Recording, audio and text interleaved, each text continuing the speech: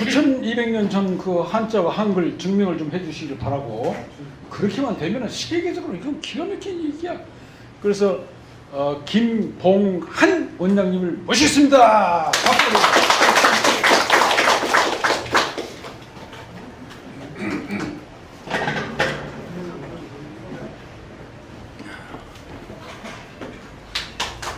안녕하십니까. 청각 종사 김봉한입니다.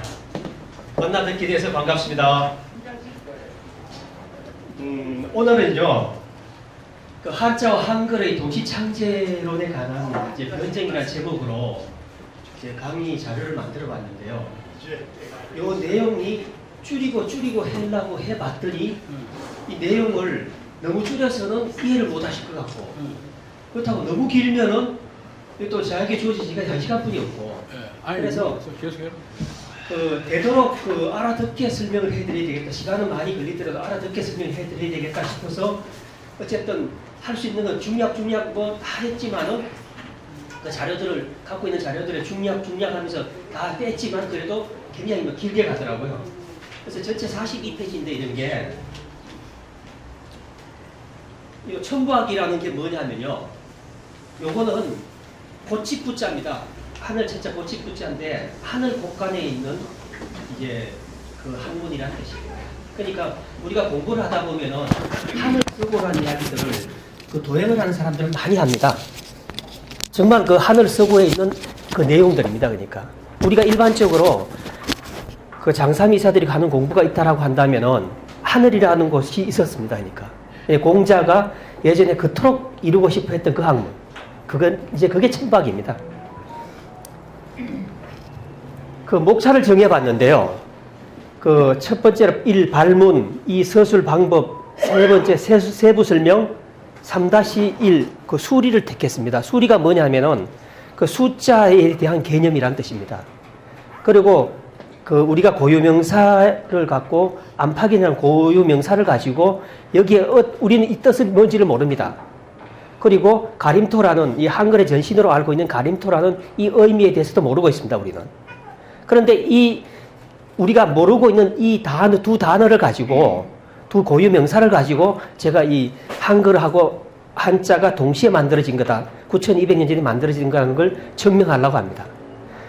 그리고 그 나머지는 이제 마지막 총정리인데 이 모든 근거가 어디서 나오냐 하면은 우리 고전학습연구원이 지난 10년간 연구해 온 것들이 있습니다. 제가 정통 유학을 공부를 했고, 그러니까 사서오경을 다 공부를 했습니다. 그리고 그래도 그 문장 해석, 고문 해석이 거의 주의 수준을 벗어나지 못한다는 어떤 굉장히 큰 자책감에 시달렸습니다. 그래서 헤매다가 결국은 주역을 붙들고 주역의 어떤 대다수 그 동방 철학의 제시어들이 다 그 주역에서 비롯됐다는 걸 알고는 주역에서 답을 찾으려고 굉장히 노력을 많이 들였고 공을 많이 들였고 10년 반에 이 책을 만들었는데 이 바로 지어선보라는 이 책입니다. 이 책은 어떻게 된 건가 하면은 전체 연구 분량이 한 3만 쪽 정도 되는데 A4로 이 책으로 만들면은 한 20, 30권 정도 나올 겁니다. 근데 간추리고 해서 이 한 권의 책으로 압축을 했는데 이게 1720쪽짜리입니다. 그런데 그 많은 걸 쓰려고 노력을 했었고 이 책을 보면은 정말 이 책을 끝까지 읽어본 사람들은 공부가 좀 된 사람들은 공부가 안 된 사람들 읽지를 못해요. 근데 공부가 된 사람 읽어보면은 무결함의 책, 그러니까 반박 불가의 책이라고 말들을 합니다. 그러니까 지금까지 읽은 사람들이 한 10분 정도 계신데 한결같이 하는 말씀이 반박 불가의 책이라고 합니다. 그 책에서 대다수 내용들이 인용이 됐습니다. 발문인데요. 요 발문을 설명하기 전에 잠깐 드릴 말씀이 좀 있습니다. 이 발문이 굉장히 중요한 문장인데 요걸 이해하기 위해서 제가 하나의 이야기를 먼저 좀 말씀드릴 게 있습니다. 제게 이 비겐 언덕이라는 의미의 이 벼로를 쓰는 청아라는 제 집사람이 있습니다. 이 친구는 그 20년 동안 내가 공부한다고 하니까 온갖 막노동을 해가면서 내조를 해줬는데 이 친구가 뭐 자기가 좋아하는 취미 활동이라든가 모든 걸 다 포기하고 오직 이 내조를 해준 거예요. 근데 이 친구가 요즘 와서 황영웅이 아시죠? 황영웅이라는 이 젊은 신인 가수 한 사람한테 필이 딱 꽂혀갖고 황영웅이요. 아니 황영웅이요. 근데 황영웅이라는 그 친구인데 그 스토리가 너무 슬퍼요. 그 학폭 때문에 이제 중도 하차한 아이인데 근데 그 노래가 엄청나게 감동을 줘요. 그런데 그 팬클럽이 장난이 아닙니다. 근데 이 친구가 이제 그 팬클럽 활동을 하는 거예요. 팬클럽을 활동을 하는데 너무너무 행복해요. 그런데 그 활동을 잘하고 하니까 경기 서부 쪽에서 그 이 친구를 갖다 시흥시 대표로 세우면 어떻겠느냐라는 움직임이 있길래 제가 덜컥 걱정이 되지 뭡니까? 그래서 이 친구는 음악도 모르고 그리고 더구나 사람들을 다스리는 방법을 모른단 말이죠. 그런 단체장 같은 거 해본 일이 없으니까. 그래서 제가 뭔 이야기를 해줬나 하면은 그 제가 이 친구 출퇴근하는 그 밭도 그 갯골 따라서 이렇게 뚝이 만들 형성이 되어 있는데 그 뚝길 따라 걸어가면서 이 친구한테 그 이야기를 해줬습니다. 음악에 대해서 이야기를 해줬는데 제가 음악에 대해서는 잘 모릅니다. 현악기 있죠. 현악기가 있는데 그 현에 인장력이 맞아야 그 아름다운 소리가 납니다. 그게 지나치게 탄탄하면은 띵띵띵 소리뿐이 안 나고 지나치게 느슨하면 그 소리가 그 표현을 할 수가 없습니다. 근데 그걸 우린 조연이라고 합니다. 조연이라고 하는데 그 조연이 잘못됐을 때 애초부터 그 악기로는 그 음악을 표현할 수 없는 거죠. 그런데 대다수 사람들은 당신이 그 영웅이 하나를 좋아서 그 일을 시작하게 되지만은 같이 함께 하는 사람들이 그 하나의 공통 분모는 있지만 분명히 사람들이 개성이 다 다르다. 그러니 자기 주장들이 강할 것이고 그래서 뭔가가 그 회장이 주장을 하게 되면은 다른 반론이 나올 것이고 굉장히 시끄러울 거다. 그래서 이때 이 조연이란 걸 생각을 해봐라. 그러면서 그 조연은 결국은 사람 관계인데 사람 관계를 조연에 비유해 놓은 건데 만약에 우리가 어떤 사안을 대했을 때 그 어떤 사안을 갖고 서로가 이야기를 했을 때 내하고 의견이 다르면 사람들 벌컥벌컥 화를 냅니다. 그런데 그 화를 내는 것이 역사를 연구한 사람들 단체가 극히 그게 심합니다. 그 정도가.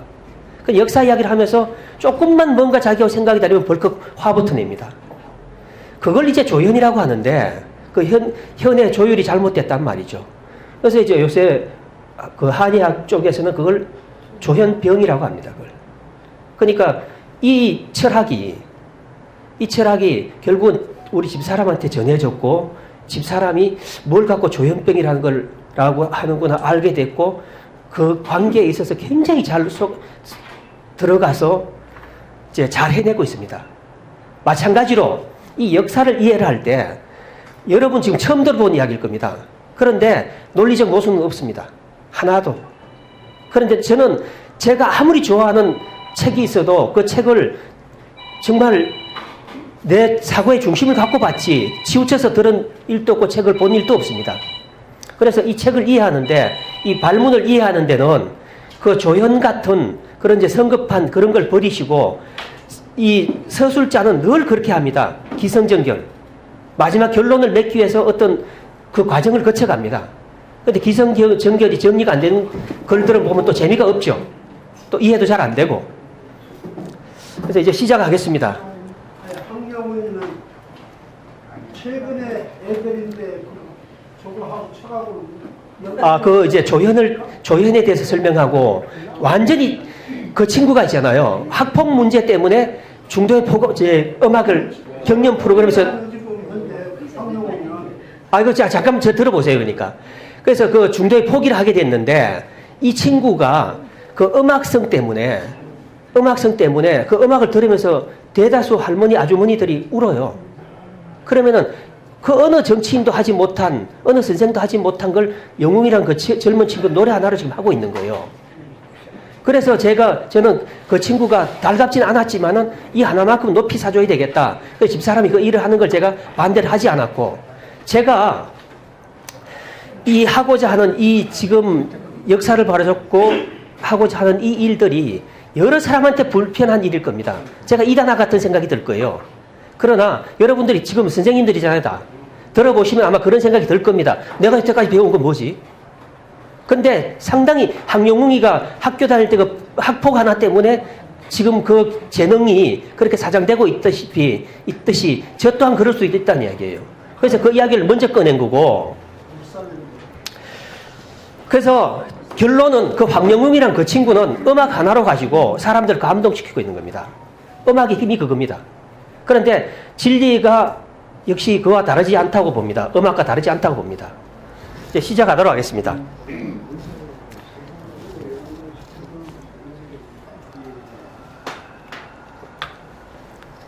우선 읽겠습니다. 오래된 역사의 진실을 규명하는 데 있어 실정사학이라는 이론은 거의 정설에 가깝다. 하지만 우는 그 이론을 그다지 신뢰하지 않는 것이 오래된 고분에서 발굴된 유골과 함께 출토된 몇 개의 부장품들로 도대체 뭘 알 수 있다는 말인가? 그 고분군이 당대의 문화를 대표하는 사람들의 무덤인지 아니면 낙후된 어느 지방 유지 일가의 무덤인지 알 수 없고 함께 출토된 부장품들 역시 그 사람들이 사용하던 당대의 물건인지 아니면 무덤 주인이 살아생전 애용하던 훨씬 윗대의 물건을 함께 묻은 것인지 도저히 알 수 없다는 것이다. 이러한 이유에서 보면 오직 유골이나 유물들을 근거로 역사를 입증해야 한다는 실정사학은 구일모와 같이 극히 지엽적인 것들로 세상 전체를 추론하는 그야말로 군맹무상의 도가 아니겠는가. 구일모가 뭔가 하면은 9마리 소 중에서 뽑아낸 한 가닥의 틀을 이야기하는 겁니다. 그 부장품들이 결국 그게 불가하다는 거예요. 구일모에 불가하다는 겁니다. 그걸로 갖고 어떻게 세상을 추론할 수 있겠습니까? 그래서 군맹무상은 장님들이 코끼리를 각 부위를 만지고 코끼리가 이렇다고 설명하는 것과 똑같다는 이야기죠. 이게 실정사학의 치명적 허점입니다. 또 선대의 학자가 진실을 전하고자 하는 사명감을 가지고 남긴 역사서를 두고 위서운운하는데 이것은 옛거를 익혀 그나마 까막눈 신세를 면한 후대 학자들이 취해야 할 바의 바람직한 자세가 아니다. 고민이 호랑이니 웅년이 하는 구성적 괴리나 시대의 전후 연결이 매끄럽지 않은 고대 역사서들의 한계 또한 왜곡 당사자들이 역사의 진실성을 희석시키기 위해 진실과 거짓을 뒤섞은 악의적 기도로 인함이지 저술자의 보편성 상실이나 소양 부족이 때문이 아니라는 것이다. 대체로 역사서라는 것은 작가가 어떤 사안이나 특정 인물을 상징하는 고유명사를 단초로 하여 시대 상황과 주변 인물들을 추론하고 저술하는 것이기 때문에 개별적 안목이나 역사관에 따라서 큰 차이가 있을 수밖에 없다. 이견이 있습니까? 여기 고민이 호랑이 웅년이 하는 구성적 괴리라고 제가 빨간 줄을 써놨는데요. 요거부터 합시다. 선대의 학자가 진실을 전하고자 하는 사명감을 가지고 남긴 역사서를 두고 위서운운하는데 이건 뭐냐 하면 그 역사서를 쓸 때 말입니다. 그 역사서는 제대로 된 역사서가 내려오는 상황이라면 그 역사서를 또 쓸 필요가 없는 거예요.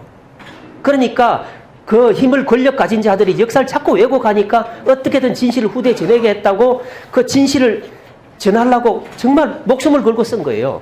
그 역사서가 어떠한 책이 됐든 그 역사서를 소홀히 대해서는 안 된다는 이야기입니다. 그 책에 가짜 책이 어디 있습니까? 지금같이 사기꾼들도 책을 쓰고 앉았는데 책에 어떻게 가짜 책이 있겠습니까? 그 책에 다만 내용이 얼마나 성실하냐, 어떻게 잘 규명을 했느냐, 이걸 따질 문제지. 그리고 고민이 웅년이 하는 구성적 괴리라고 말했는데 우리가 이거는 다 이제 삼국사기 고조선 봉기에도 나오고 그 똑같은 내용이 사마천의 사기에도 나오고 반고의 한서에도 나옵니다. 곰호랑 이야기입니다. 근데 구성이 이상하죠. 근데 이렇게 할 수밖에 없었습니다. 그 이유를 제가 설명해 드릴 겁니다. 나중에. 이번에 시간엔 근데 그 설명을 못 해드려요. 왜 곰과 호랑이, 웅녀 이런 이야기가 나오는지. 그리고 시대의 전후 연결이 매끄럽지 않은 고대 역사서들의 한계는 왜곡 당사자들의 역사의 진실성을 희석시키기 위해서 꾸민 거라고 했잖아요. 근데 생각을 해보자고요. 지금 제가 포갑으로 가지고 권력을 장악했는데 그럼 이 당위성을 설명하기 위해서 전대의 정권은 부정을 해야 되는 거예요. 그러다 보니까 온갖 나쁜 것들로 뒤섞어갖고 뒤죽박죽 만들어서 그것이 후대 사람들이 이게 뭐 가짜구나 하고 인식시킬 필요가 있었다는 거죠. 그건 획책을 한 거예요, 한마디로. 각색도 아니고 이거 완전히 획책을 한 겁니다. 불특정 다수에게 보급할 요량으로 원본을 다량 필사한 것이 아니라면 비록 같은 시대의 같은 상황들을 논한 것일지라도 일률적일 수가 없고 또 만약 진실을 적은 정본이 전해지는 내려오는 좋은 상황이라면 굳이 같은 일로 새로운 역사서를 쓸 필요조차 없다는 것이다. 사정이 이러할진데 선대가 극한의 어려움을 이겨내고 근근히 선 역사서를 어찌 단 한 줄이라도 소중히 여기지 않을 수 있겠는가. 그런데 단편적 사고에 사로잡혀 천지분간 못한 하류 인간들이 문장이 조악하다는 둥, 앞뒤가 맞지 않다는 둥 하면서 위설하고 말하니 그것은 다만 자정관천의 좁은 소견일 뿐이다. 자요. 책은 말입니다. 원본을 필사해가지고 여러분들이 다 나눠 가지면 그 내용은 다 똑같을 수 있어요. 근데 똑같은 사안을 놓고 이야기를 할 때, 예를 들어서 5.18 광주 그 사태를 이야기를 한번 해보자고요. 대하는 사람마다 다 기록이 다 다릅니다. 그러면 후대가 우리 1000년쯤 지나갔을 때 광주 그 5.18 민주항쟁을 어떻게들 이해를 할까요, 사람들이? 같을 수가 없습니다. 똑같은 사안을 놓고도 보는 관점이 다 다른 겁니다, 그게. 그 역사서의 한계예요. 근데 서울에서 쓴 것이 다르고, 광주에서 쓴 게 다르고, 또 다른 청건에 있었던 경상 사람이 쓴 게 다르고, 그 충남 사람이 쓴 게 다르고, 충북 사람이 쓴 게 다르다는 이야기죠. 다를 수밖에 없습니다. 역사서가 이렇다는 이야기예요. 만약 진실을 적은 정본이 지어 내려오는 좋은 상황이라면 굳이 같은 일로 새로운 역사서를 쓸 필요가 있을까? 없다는 거죠. 그 역사서 한 권은 된다는 이야기죠. 그러니까 제가 요 문장을 두고, 죄송합니다. 단편적 사고에 사로잡혀 천지분간 못한 하류 인간들 하는 이 문장을 두고, 제가 이 글을 쓸 때 우리 집사람이 한번 이제 컨펌을 해줍니다. 그러니까. 집사람이 그 글을 읽고 이런 거칠은 표현 못하게 하고 이제 합니다. 그래서 제 문장에는 보면은 정말 극한 표현도 많이 썼는데 그 문장들이 다 빠졌습니다. 우리 집사람한테 이제 컷당했습니다. 그러니까. 근데 이 문장을 제가 쓴 이유가, 굳이 고집 이유가 뭐냐면은 정말 똑바로 좀 말하라는 이야기예요. 하류 인간들이라는 이야기예요. 뭐 지금 제가 여기까지 서술한 것 중에 어떤 논리적 모순을 이야기할 수 있습니까? 근데 이걸 두고 이런 건 하나도 생각해보지도 않는 사람들이 역사서가 저게 가짜다 진짜다고 말을 합니다. 지금 환단고기 이야기하고 있는 거예요. 환단고기와 과거에 일본 황실에서 전해 내려오는 우리 천부의 밀기 같은 책이 있어서 그걸 필사해 놓은 사람이 있었어요. 그 목숨을 걸고 필사해 나온 거 아닙니까? 그 책을 또 위설하고 또 이야기한 사람들이 있습니다. 저는 그걸 들어보고 이건 진짜다라고 딱 확정적 어떤 적을 했거든요. 근데 제가 알고 있는 내용하고 같더라 말이죠. 뭐 진실일 수밖에 없죠. 제 생각하고 그 사람 생각이 어떻게 지어낸 이야기랑 맞겠습니까? 전대 이야기니까 맞는 거죠. 그래서 환단고기에 나와 있는 그 내용들이 인물들이 이제 그 원본에도 보면 인물들이 섞여 있어요. 그러니까 창세 역사에 나오는 그 집간들이 똑같이 사마천의 사기에 다 등장을 합니다. 다 등장을 하는데 그 등장 인물들이 사마천의 사기에 그 오제 본기에 다 등장을 합니다. 그럼 그게 뭔 이야기입니까, 그게? 이걸 갖고 각색했다는 이야기 아니에요. 그 인물이 그대로 다 등장한다니까? 그럼 각색을 한 거죠, 결국은. 사마천이라는 인간이 역사를 날조하고 각색을 하고 정말 왜곡을 했다는 이야기예요. 그 이야기뿐이 안 되는 겁니다. 어떻게 9200년 전 인물하고 거기에 등장한 10명의 인물들이 사마천의 오제 본기에 그대로 다 나오냐고. 그게 말이 됩니까? 사마천이 뭔가 베낀 거예요. 베꼈는데 그 다음에 각색을 한 거죠.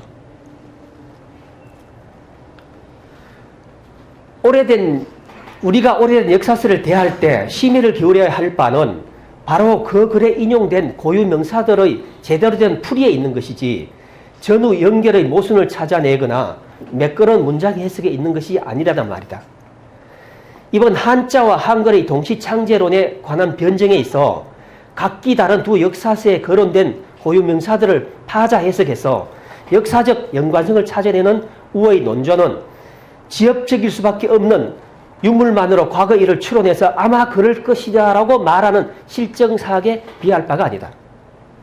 확실히 여러분들이 어떤 인식을 갖고 듣느냐에 따라서 오늘 제가 해석해드린 이걸 갖고 공부가 계속 바닥을 헤맬 것인지 정말 그토록 알고 싶어하던, 아시죠? 논어에 나오는 이야기인가? 조문도 석사가 아니라 아침에 도를 들으면 저녁에 죽어도 상관없다 할 정도로 진리를 알게 되면 그만큼 기쁘고 좋습니다. 근데 그 진리로 나갈 것인지는 여러분 선택에 달려 있는 거예요.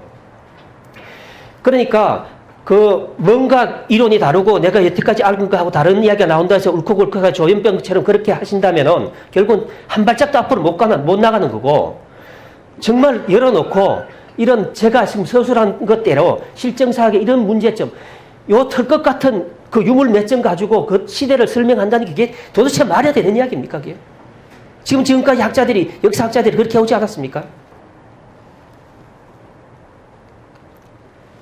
자, 이제 서술 방법입니다.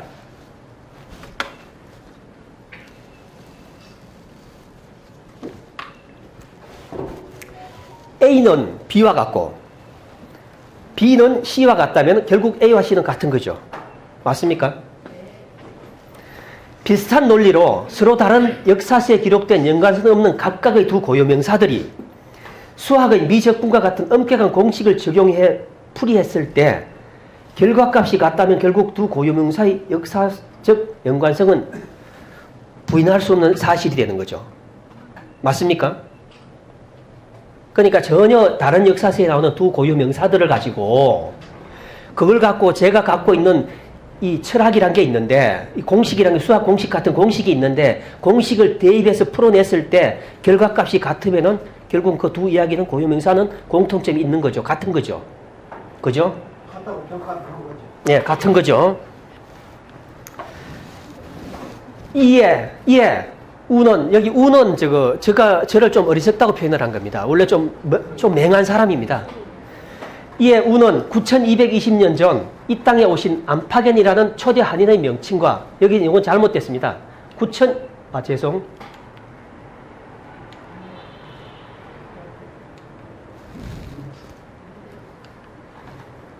뒤돌아가는 게 잘 안 됩니다, 이게.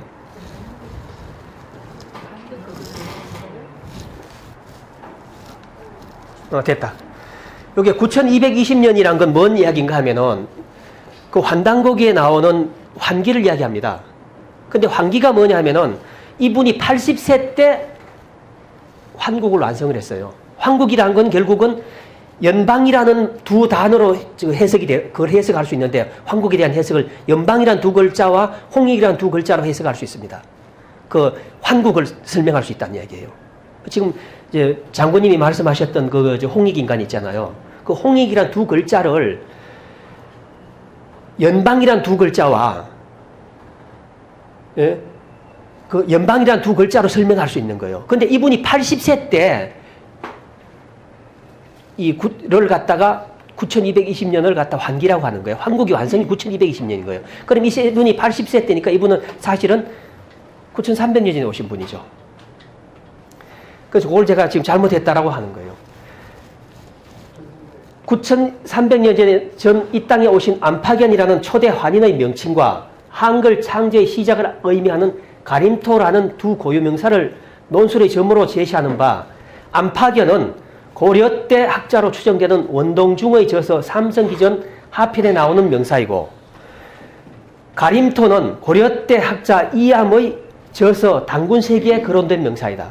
그러니까 행촌 이암과 원동중은 같은 시대 사람인지 우린 전혀 알 수가 없죠. 그런데 역사서도 다르고 내용도 다릅니다. 그런데 다만 거기에 요런 가림토라는 것과 이 안파견이라는 한인의 이름이 나옵니다. 그리고 수학 공식에 해당하는 법으로는, 자, 이거 굉장히 중요합니다. 주역을 제가 쓴 건 아니죠. 그리고 수학 공식에 해당하는 법으로는 주역, 한자의 조자 원리인 십별, 그리고 창세 역사의 머리글에 해당하는 부수, 또 창세 역사의 연표에 해당하는 수리 등이 있는데, 여기에서는 수리를 발판 삼고 십별로 몸통을 세우며 부수로 살을 붙이고 주역으로 영혼을 불어넣는 방식을 모두 사용할 요량이니 바로 문자학의 정수이다. 문자학이 이런 겁니다. 모든 걸 풀어낼 수 있습니다. 제가 너무 지금 덥습니다. 근데요, 예. 이거 부채라고 하죠. 이 부채라고, 왜 부채라고 하는지 아시는 분 계십니까? 일대 한인 안팎의 한인님께서 그 동방세계를 정벌 한다고 천병을 이끌고 들어갔을 때 정말 습한 날씨처럼 답답했던 거예요. 근데 그때 채옹이란 사람이 참 거짓말처럼 나타나서 그 더위를 일시에 날려주는 부채처럼 정말 그 문제를 해결해 줬던 분이 계셨던 거예요. 그러니까 채옹이란 분인데 아버지에 있어서 채옹이 마치 부채처럼 시원한 바람을 줬다 해서 이 부채라고 하는 겁니다. 요 뒤에 가면 나옵니다.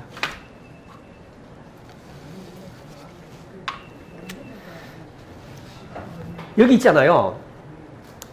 자, 주역은 말입니다. 제가 늘 이야기했던 게 그 도올 선생님이 주역 강의를 한 거 보고 제가 이거 저렇게 하면 안 되는데 라고 하면서 반박 강의를 한 15차례 냈던 적이 있었어요. 근데 주변 형님들이 난리가 아니에요. 못하게. 왜 그런 말도 안 되는 분쟁을 일으키느냐. 근데 두고 보니까 그분은 주역을 두고 이야기하면서 주역이 이렇게 말해서 넌 다 나쁜 놈이라고 이렇게 하니까 이건 굉장히 안 좋은 거예요. 주역이란 그 날카로운 검을 이상한 방법으로 쓰는 거예요. 그래서 안 되는 게 주역이기 때문에 제가 반박 강의를 했었고, 그걸 지금 못하는 이유가 형들이 제지를 해서 못하는 겁니다. 그 주역은 말이에요. 전체 창세 역사를 64괴로 나누어서 간추려 놓은 겁니다. 그러니까 우리가 건태이진 송강강곤하면은 그 아버지와 어머니의 6 자녀들을 갖다가 건태이진 송강감곤하는데, 그 건태이진 송강감곤이, 그러니까 건이천 하면 아버지가 왜 하늘로 기림을 받게 됐는지, 곤이지 어머니가 왜 땅으로 기림을 받게 됐는지, 이와 왜 둘째 딸이 불로 기림을 받게 됐는지, 가미수 왜 둘째 아들이 물로 기림을 받게 됐는지 그걸 설명해 놓은 거예요. 그 해석 못 하더라고, 아무도. 근데 도올 선생님이 주역 해석은 그에 완전히 비켜나가 있기 때문에 주역 해석을 잘못하고 있다고 제가 말씀드렸던 거예요. 근데 그건 분명히 그 주역 해석은 그분들에 대한 설명을 하고 있고 큰 굵직한 사건들을 설명하고 있습니다. 오늘 가림토 할 때 그 임자 있잖아요. 지택님 개가 19번이 지택님 개라고 나와 있는데 그 개의 그 임에 대한 설명이 그 주역에 있습니다. 그래서 제가 책 한 권 읽고 뭘 설명하려는 게 아니고 제가 유학에 관련된 거의 대다수 책은 다 공부를 했다고 했잖아요. 그러다 보니까 서로 맥이 딱딱딱딱 떨어지는 게 있어서 끌어다내서 그걸 갖고 저걸 증명하려고 하는 거예요. 요 뒤에 가면 이제 나오니까 제가, 자, 여기 이제 요걸 설명 안 했네요. A는 의미를 알 수 없는 명사 안파견. B는 의미를 알 수 없는 명사 가림토. 곱하기에 수학 공식에 해당하는 이 법칙들. 그 다음에 수학 공식이 하는 또 법칙들을 곱했을 때 결과값이 C로 나온다면 결국은 A와 B가 같은 얘기가 되는 거죠. 맞습니까? 제가 수학을 잘 못해서.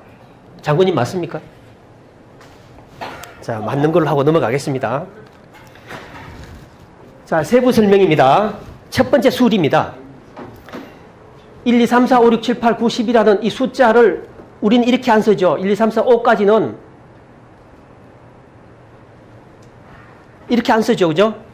수리, 3-1 수리, 유학에는 음양오행이나 십간, 십이지, 추나, 추동, 동서남북처럼 한 묶음으로 된 제시어들이 여럿 있는데 이러한 제시어들 중에 1에서 10까지 숫자가 함축하고 있는 이치라는 의미의 수리라는 것도 있다.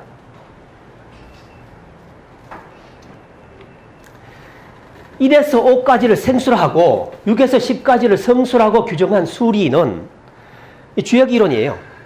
창세 역사의 정점에 계셨던 초대 한인 천재 견우인께서 보령 59세 이럴 때까지 계획을 세우고 실천하셨다는 것을 숫자 개념을 이입시켜 생수로 한 것이고, 보령 109세에 이르러 벌이신 모든 일들을 완성했다는 것을 역시 숫자 개입을 이입시켜 성수라고 한 것이다.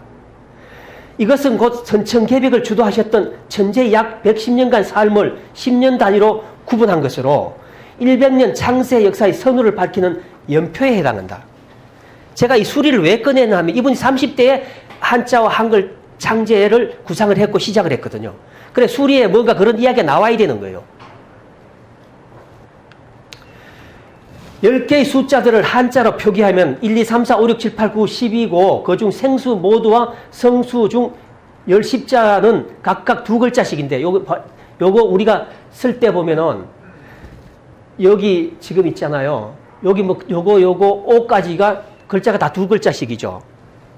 그리고 여기 십자는 또 두 글자입니다. 근데 여기 앞에 있는 숫자 우리가 흔히 쓰고 있는 요 한일자, 두이자 이거는 짝대기 한 개, 두 개, 세 개, 네 개는 천도 삼극 사상이라는 이 세상을 통일했던 그 천도책이란 걸 설명하기 위해서 필요한 거예요. 그러니까 옥편이나 주역에 보면은 이 1, 2, 3, 4, 5, 10까지 10, 1, 2, 3, 4, 5, 10에 대한 숫자에 대한 설명이 있습니다.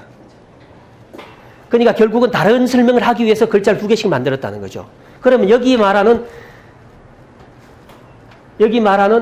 1, 2, 3, 4, 5, 6, 7, 8, 9, 10 하는 거는 요거는 이제 우리가 아까 이야기했던 그 수리 1에서 10까지 숫자가 가는 의미. 그러니까 이게 10년간 10년 이분의 113가지 산 단위를 10년 단위로 연령대별로 구분한 연표에 해당한다는 거죠. 이거 굉장히 중요한 이론입니다. 그 이제 한일자가 어떤 건지 보여드리려고 제가 이제 여기에 조금씩 이렇게 해놓은 거예요. 한일자에는 그냥 한일만 아니라 혼돈 인자라도 있습니다. 혼돈이란 거는 어지러운 세상을 말하는 거죠. 그 다음 인이란 거는 아까 말씀드렸던 그분의 성함이 인이잖아요. 일도 아닌 천재의 이름이 인입니다. 그래서 환인이라고 하는 거예요. 그분의 성함이 인입니다. 상생의 도를 알지 못하는 무도한 무리들의 도발로 백성들의 삶이 더욱 크게 위협받자. 이분이 19세 때 이야기예요. 이에 젊은 개혁 세력을 중심으로 실제 전투를 수행할 수 있는 단을 결성하게 되었으며 어떻게 된 거야 이거?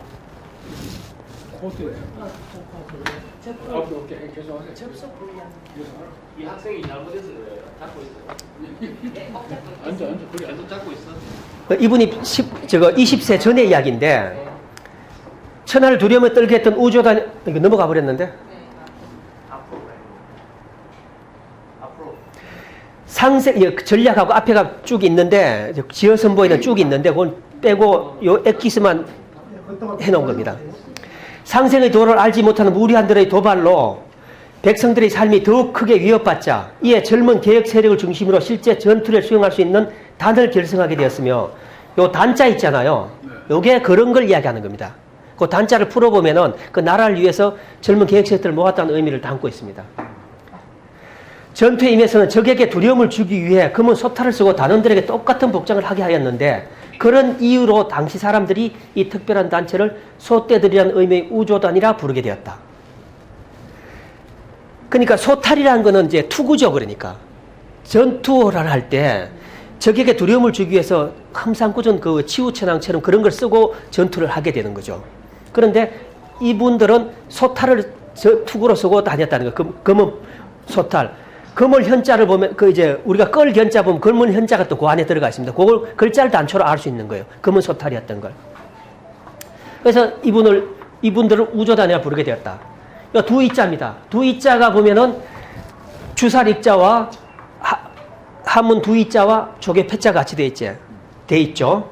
조개 패자는 돈으로 매수됐다는 이야기고 결국 그들이 죽음을 당했다는 이야기고 20세 때 죽음을 당했다는 이야기고 자 상략 천하를 두려움에 떨게 했던 우조단의 신앙은 결국 종지부를 찍게 되었다. 제가 고기여자 제가 설명해 드렸잖아요. 그 이야기를 지금 하는 거예요. 전범의 죄를 뒤집어쓰고 적국의 포로가 되어 서역 유나라로 끌려온 신인 견우인께서는 12지 중 두 번째 나라인 충나라 왕이 주도하고 절름발이 망나니 오리 집행한 체벌로 오른쪽 어깨가 꺾이고 양쪽 발 뒤꿈치 인대가 모두 잘려 두 다리를 띠로 묶어 질질 끌고 다녀야 하는 불구의 몸이 되었다. 우리가 말한 일대 한인 천재는 불구였습니다. 그러니까 의라는 옷이 만들어져서 그러니까 그 기계장치 초경량 합금으로 그 기계장치를 만들어줬는데 셋째 딸이 그러니까 이렇게 하면은 그때 당시 무슨 초경량 뭐 석기 시대에 구석기 시대에 이렇게 이야기하잖아요. 근데 정말 신기한 게요. 한자 옥편에 보면은 요 등을 밝히기 위해서 들어가는 물질이 뭔지 아십니까? 여기 크립톤이라는 물질이 들어가요. 요거는 공기 중에 100만 분의 1, 1000만 분의 1 단위로 녹아있는 이 물질입니다. 그 크립톤이라는 걸 뜻하는 크립톤 극자가 있습니다. 그럼 그때 사람이 크립톤도 알았다는 거예요. 지금요, 우리 액정 화면을, 이 스마트폰이 액정 화면에 인듐이라는 반도성 물질이 없으면 그거 안 돼요, 이게. 근데 인듐 인자가 있어요. 그리고 100년도 안 되고 최근에로 알고 있는데, 피리미딘이라는 항암 치료제가 미국에서 개발이 됐는데, 그 피리미딘이라는 물질을 9220년 전에 알던 사람이 있었는데, 그러니까 피리미딘 밀자가 있는 거예요. 이거 한족들이 만들었을 거야, 이 문자를. 그러니까 우리가 그때 사람들이 구석기가 아니라는 거예요. 그러니까 완전히 문명이 다른 사람들이 살다 갔다는 이야기입니다. 그러면은 이제 피라밋 같은 이런 것들이 다 설명이 되는 거예요. 근데 과학적으로 증명이 안 되는 것들이 이 논리를 갖고 가면 다 설명이 돼요. 그래서 제가 인류 10대 불가사의라는 걸 다 설명할 수 있다고 말씀드린 거예요. 그 문자로 그것도. 그 양쪽 발뒤꿈치 인대가 모두 잘려 두 다리를 띠로 묶고 질질 끌고 다녀야 하는 불구의 몸이 되었다. 요 두 다리를 띠로 묶었다 했죠. 요게 띠대자입니다. 허리띠 할 때 띠대자입니다. 띠대자가 그걸 설명하고 있는 겁니다. 제가 이 문장을 쓸 때 하나도 제가 추론을 하거나 뭘 만들어 쓴 게 아니라 결국 문자를 파자 해석해서 결국 다 쓰고 있는 거예요. 제가 안 그러면은 이런 문장을 쓸 능력도 안 되는 사람입니다. 벌레처럼 배를 땅에 붙이고 기어다녀야 하는 서역에서의 삶은 처연하기 그지없었는데 연명을 위해 쌀알처럼 생긴 벌레 유충을 음식 삼기도 했으며 이러한 방편도 또한 여의치 않아 목숨이 풍전등화 같았던 절체절명의 처지에 옹땅 문둥이들의 지도자 우에게 구명의 은혜를 잊게 되었고 불굴의 의지에 우와 그 장로들의 모사가 되어져 유나라 공주 징여목과 인연을 맺게 되었다. 요게 이제 20대에 있었던 일입니다. 하약. 우 이야기는 조금 일단 제가 또 드릴 말씀이 있습니다. 자, 석삼자. 석삼자는 이제 보다 구체적으로 좀 많이 이제 생략을 덜 하고 많이 좀 썼습니다. 석삼자는 트럭 삼자와 사람 인자의 사사사자 세 개입니다.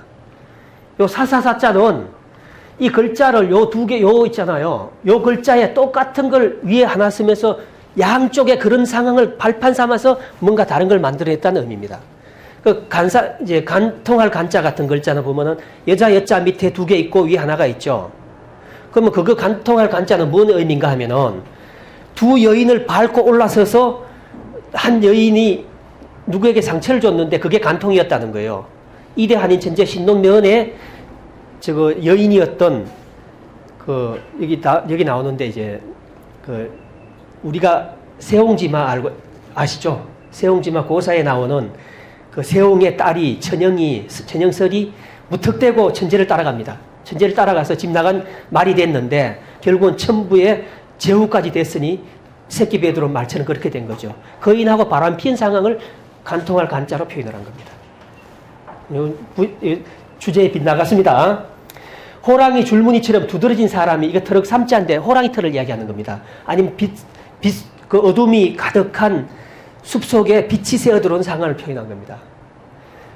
두드러진 사람이 두 곳에서 확실한 변화의 기틀을 구축했으며 그 기틀 위에 더 큰 변화를 이뤄내므로 그 명성이 마침내 인간 세상을 덮게 되었다는 의미의 문자이니 호랑이 줄무늬처럼 두드러진 사람이란 것은 보통 사람들과는 확연히 다른 신인 견운의 지적 능력이 두 다리를 띠로 묶고 다니는 불구했던 까닭에 대비되어 더욱 돋보였다는 것이고 두 곳에서 확실한 변화의 기틀을 구축했다는 것은 변방의 거란 땅에서 대홍수를 예견하고 방주를 건조하여 많은 인명과 재산을 지켜낸 공감. 여기 이제 우리가 말하는 성경에 나오는 이 노아의 방주 이야기가 나옵니다. 그게 배선자를 풀어보면 그게 또 그 안에 또 이 내용이 나옵니다. 배주자를 보면요. 배선자 앞에 배주자 있죠. 배주자를 풀어보면은 거기에 거란이라는 거란 난자도 됩니다. 그 글자가. 배주자가. 그러니 이러니 이 문자가 하나도 거짓말이 안 되고 다 연동의 관계로 묶여 있다는 이야기예요. 그래서 전체를 알고 났더니 장관님이 요구대로 이걸 증명도 할 수 있겠느냐 하니까 제가 증명할 수 있다고 자신 있게 말씀드린 겁니다. 동토의 안팎 땅에서 앞선 문물과 선진 통치 기법을 전수해주고 얻은 그곳 사람들의 신뢰가 무너질 수 없는 단단한 지식 기반이 되었다는 것이고 그 깃을 위해서 더욱 큰 변화를 이뤄내므로 그 명성이 인간 세상을 뒤덮게 되었다는 것은 거란과 안파를 기반으로 하여 서역의 신흥 정치 세력으로 급부상하게 되었으며 강력한 지도력과 선정으로 인해 그 명성이 천하에 드러나게 되었다는 것이다. 자, 여기에 이제 동토의 안파 땅 이야기가 나오죠. 안파가 보면 요 구체적으로 안자, 파자 제가 다 설명을 해놨습니다. 그 연관성이 있으면 이 이야기에 맞는 거예요. 자, 수리 3에 대한 요약인데 제가 여기 찰 한자, 변방세자, 목책 채자를 똑같은 글자 형태인데 이 안에 얼음빙자와 흑토자와 나무목자가 있는 것만 차이가 납니다. 요건 아까 말씀드렸던 채옹이, 동방의 채옹이 요 위에는 집이란 뜻이고 진면자고 그 밑에는 이바지할 공자, 함께할 공자에 한일자를 써서 내가 정치를 함께할 때, 공화를 함께할 때라는 말입니다. 요거. 누구와? 직녀목과 공화를 할 때, 정치를 함께, 나라를 함께 다스릴 때라는 표현이에요. 그때 목이 있었는데, 이 사람은 동방에 목이 있었는데, 이 사람은 이름이 채였는데, 내게 부채와 같은 역할을 해준 사람이라는 의미고, 이 한은 우리가 요거부터요. 변방 세자부터 세옹지마 아시죠? 세옹지마는 세옹이 딸이 집을 나갔는데 아들로 표현된다 거기는. 근데 그 이야기가 결국은 그 세옹의 딸이 천영이 설이 결국은 전부의 제후까지 되면서 굉장히 많은 이제 이득을 남기게 됐고, 아까 우가 나온 이야기가 있었죠. 그 우공이산이란 우리 사자성어도 있죠. 우공이산은 저 장군님. 네. 산자가 있잖아요. 네. 그 산을 지칭하는 게 아니라 네. 어떤 특정 구역에 이렇게 하늘을 향해 입 벌릴 감자 위에 중심에 딱 섰다는 거예요. 세상 중심에 딱 선 분이 산과 같이 크게 보였다라는 말이에요. 평지의 산처럼 크게 보였다는 말이에요. 그러니 우공이산은 결국은 이 천재를 완전히 다른 세상으로 인도해 준 사람이라는 의미가 그게 우공이산이에요. 그러니 아까 이야기했던 문둥병 지도자가 우잖아요. 천재를 그쪽으로 인도를 해줬다는 이야기입니다. 그러니까. 이 한자는요, 갑자기 이제 막 그 적극적으로 하려니까 생각이 얼른 났는데, 그거 넘어갑시다, 그러면. 그 안파라고 했는데, 일찍이 천재께서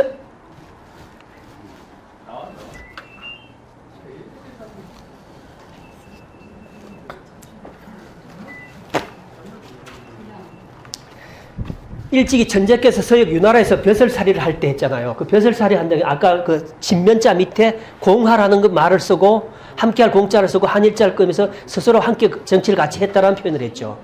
벼슬살이를 할 때 출중한 능력을 시기한 다른 관리들의 참언과 아내 직녀목의 배반으로 변방의 그란 땅과 동토의 안파 땅으로 거듭 쫓겨나야 했던 당시가 30대였음을 이 문자로 밝히시오. 확실히 이제 삼자에 대한 개념이 딱 들어왔을 겁니다. 정의와 박애의 실천을 앞세운 고덤으로 신인께서 안파 땅의 지도자 한옹과 그곳 백성들의 마음을 얻게 되었으며, 한옹도 우옹이나 세옹과 마찬가지로 고향 땅의 아버지 옹처럼 자신을 보살펴준 아버지와 같은 사람이라 하여 한옹으로 부르게 되었다. 여기 봐요. 옹자가 다 다르죠. 이 옹자가 다르고 이 옹자가 다르고 이 옹자가 다르죠. 원래 아버지는 성함이, 이분의 우리 일대 한의 천재의 아버지 성함이 옹이었었어요. 그런데 아버지와 같은 역할을 해준 사람을 다 옹이라는 우리글을 붙인 거예요. 그럼 한글과 한자가 동시창제가 아닙니까? 한자를 만들고 우리글로 이름을 붙인 거라니까. 그러니까 똑같은 옹이라는 이름을 붙인 거예요. 다 다르잖아요. 요거는 안파할 때 파자가 들어가 있죠. 요건 30대 안파 땅에서 있었던 우리 아버지 같은 사람이라는 거예요. 위에 내 천자는 재앙을 이야기하는 거. 그 내가 아내 직녀복에 뒤통수를 맞는 재앙을 당했을 때 안파 땅에서 결국은 내 아버지 역할을 해줬던 분이 한옹이었다라고 표현을 해놓은 거고, 세옹의 흑토자 있는 거는 변방 그란 땅에서 결국은 내가 아내에게 배신당해서 그리 갔을 때 결국은 내게 또 아버지 같은 역할을 해준 분이었다라는 말이에요. 그러니까 이게 만약에 이러한 체계가 한자만 있고 한글이 없었으면 무슨 글자로 이걸 설명을 했고 기록을 했겠습니까? 중국 애들이처럼 한자로 써놓고 한자로 기록을 했을까요? 같은 옹자는 어떻게 다르게 표현을 합니까? 옹자가 다 다른데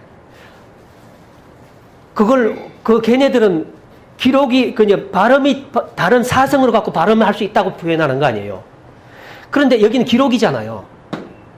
근데 그 옹이라는 다 각기 똑같은 음을 갖고 있는 그 옹을 어떻게 걔네들은 기록으로 남겼겠다는 얘기예요.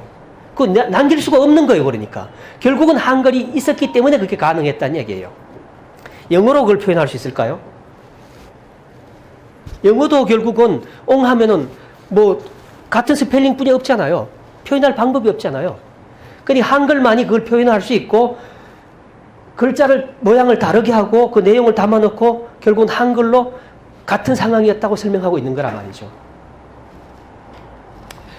또 이곳에서의 한가함이 여기서부터 결정적인 건데 이곳에서의 한가함이 인류사에서 가장 획기적이라 할 수 있는 발명의 단초를 제공하게 되는데 그것이 바로 진서, 그러니까 한자죠. 진서와 한글이라는 두 문자의 창제에 관한 구상이었다.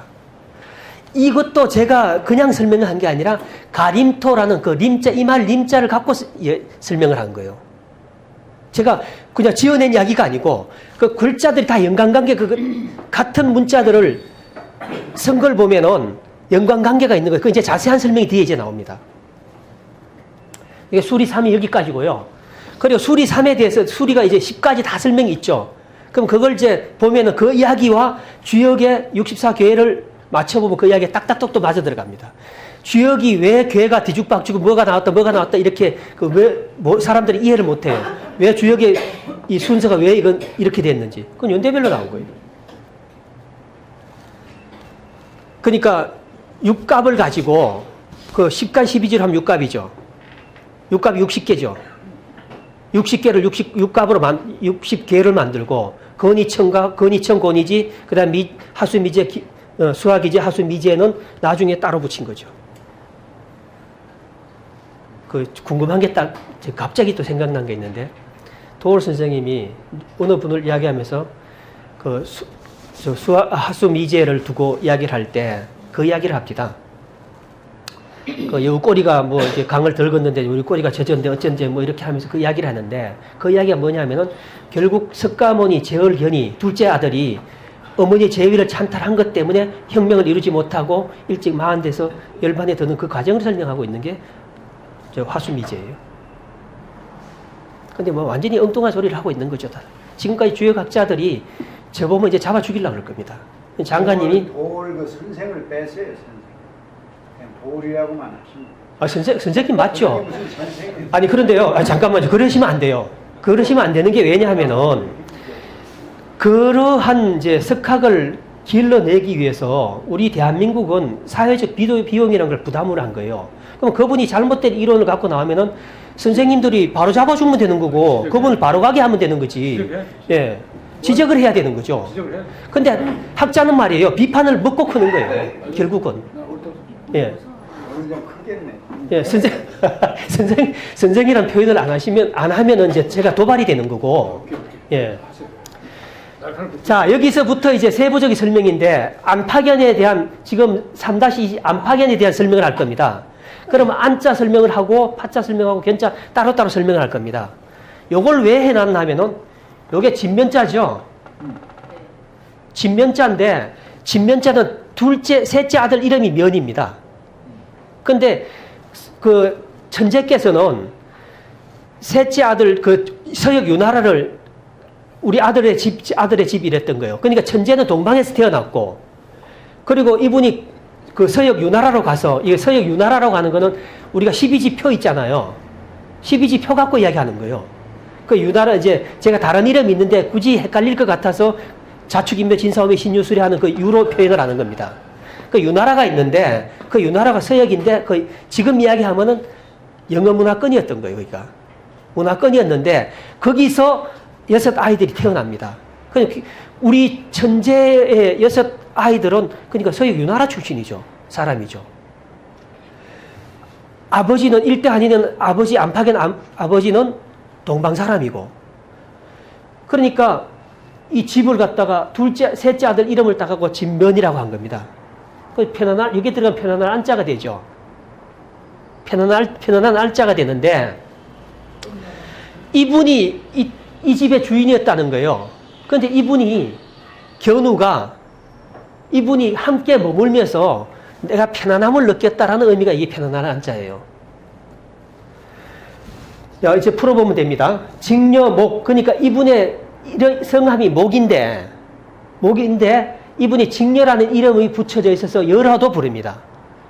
그런데 제가 아까 말씀드렸던 그 사마천의 사기 오제본교에 나오는 여화라는 전설적 인물이 나옵니다. 여화가 이 여자 이걸 이야기합니다. 이 여를 이야기합니다. 직녀를 이야기하는 겁니다. 여화가. 그 안파견하는 그 환희는 이분이 뱀이 그 뱀처럼 다리를 뒤로 묶고 끌고 다녔다 했잖아요. 그래서 이분을 갖다가 그 사마천의 오제본교에서는 수인시로 나옵니다. 수인. 짐승의 발을 가진 사람이었다. 수인 나옵니다. 그러니까 그 두 분이 그렇게 나오죠. 그리고 태오복희라고 하는 분이 또 나오는데 거기에서는, 근데 그 태오복희는 누구 몇 대 한인의 아들이다, 몇 대 당군의 아들이라고 하는데 택도 없는 소리입니다. 그분이 바로 이 한인 천재의 둘째 아들입니다. 그분 우리가 알고 있는 석가모니입니다. 증명할 수 있습니다. 그분이 석가모니입니다. 그 직녀목의 품안이 집처럼 편안했다, 또는 직녀목의 집 윤활화로 인해 편안하게 되었다는 의미의 문자이니, 직녀목의 품안이 집처럼 안응했다는 것은 불구의 몸으로 서역 길거리에 버려진 신인 견우인의 입장에서 직녀목과의 결혼이 마치 새로운 집을 얻은 것처럼 편안했다는 것이고,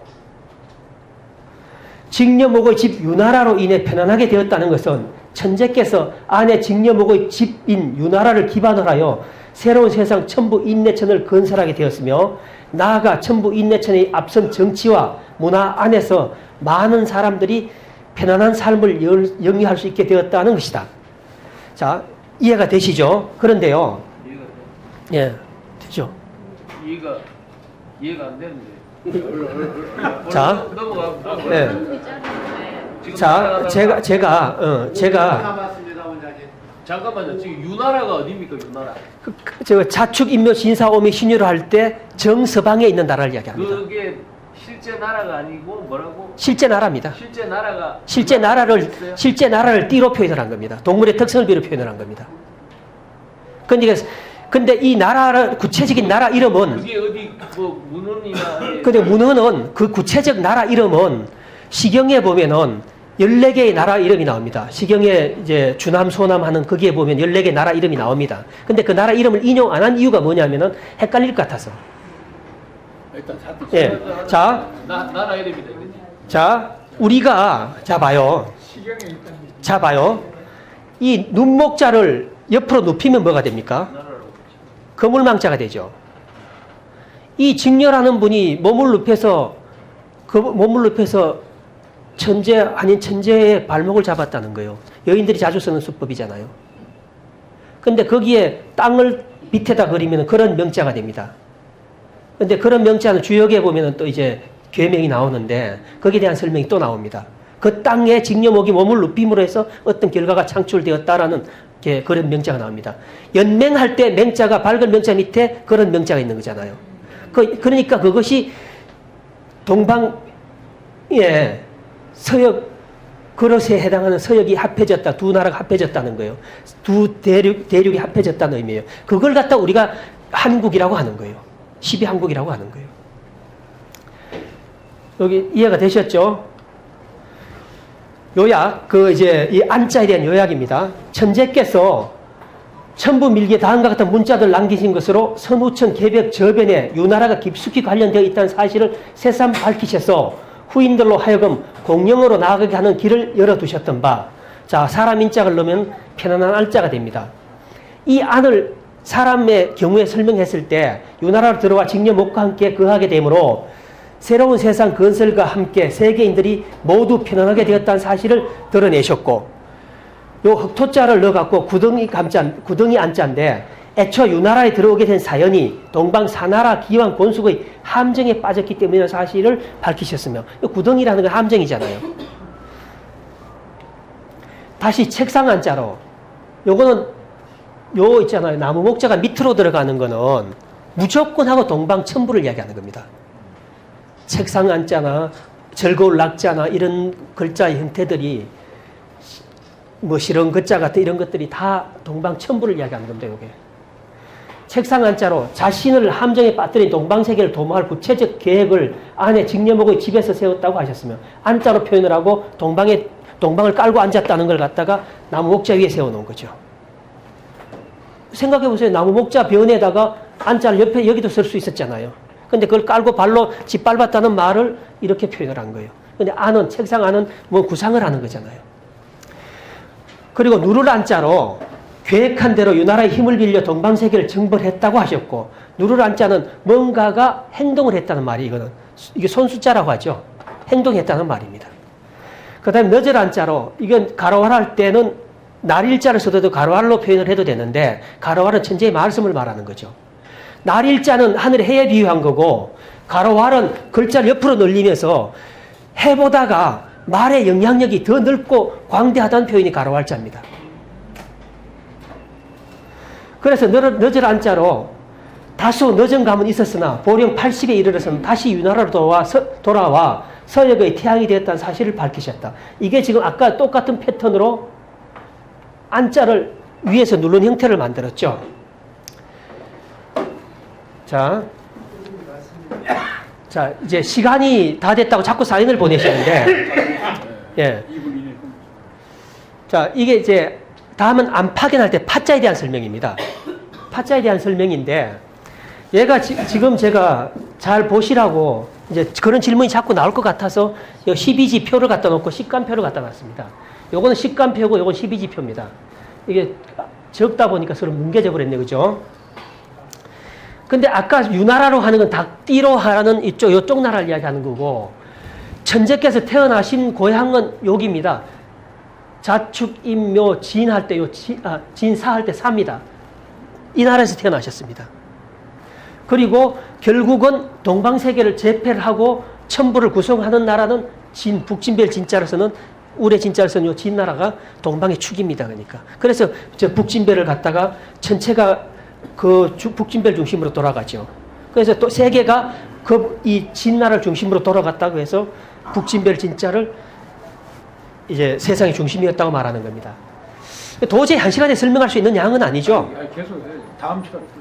예, 그렇게 하면 되겠죠. 다음 자, 여기서 대충 이렇습니다.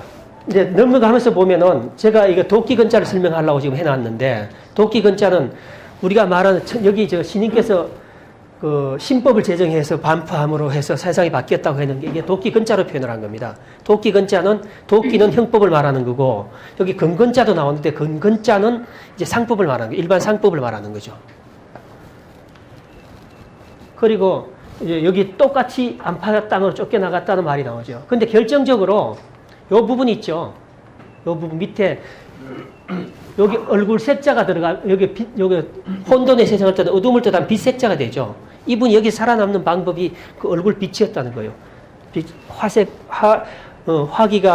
화기애애한 얼굴 표정을 지으면서 결국은 안팎땅에 살아남았다는 얘기예요. 이런 정말 많은 이야기들이 이 안에 있습니다, 지금. 신화 신자가 어떻게 됐고, 우리는 신화 신자가 왜 신화라고 하는지도 이제 설명이 가능하고 다 설명해 드릴 겁니다, 제가. 시간이 돼서 오늘은 이만 하도록 하겠습니다. 감사합니다.